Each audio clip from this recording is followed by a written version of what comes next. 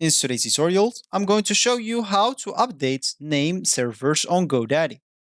So before we start, of course, the first thing that you would like to do is just go and open whatever browser you are going to use to follow this tutorial steps with.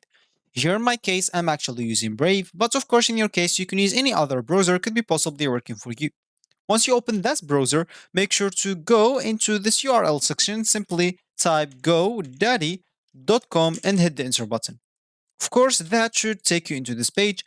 And if you're facing any issues with the language, as I faced in my first time in this website, you'll have to scroll down until the bottom of it and make sure to change the country or region, which will change the language with it. Of course, if you want even to change the currency, that will be possible. So now you will have to go back and log in into your account if you have one. And if you don't have an account, you'll have to go and create one. Of course, you will be able to do both options. At this top right corner option, you will find the option to create or even log in into your account.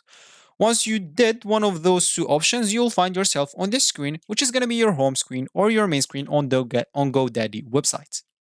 So as you said in the beginning of the videos, we would like to update name servers on GoDaddy. And if you want to do this, we'll have to go to the products page, click at your name here at the top right corner, then click at my products, which will take you into your products page. Here in this domain sections, make sure to click at manage option. And once you click on it, then make sure to just wait for the page until it uploads correctly.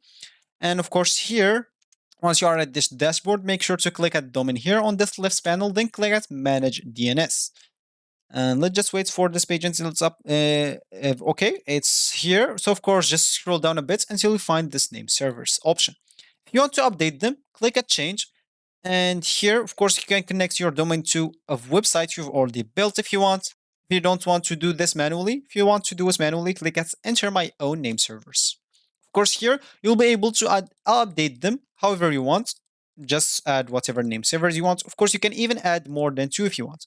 And you can even delete them if you want. Of course, the least option is just 2. So you'll have to have, of course, more than 2. Once you finish, click at save and you will be good to go. So this will be actually for this tutorial. I hope you like it. Thank you guys for watching and goodbye.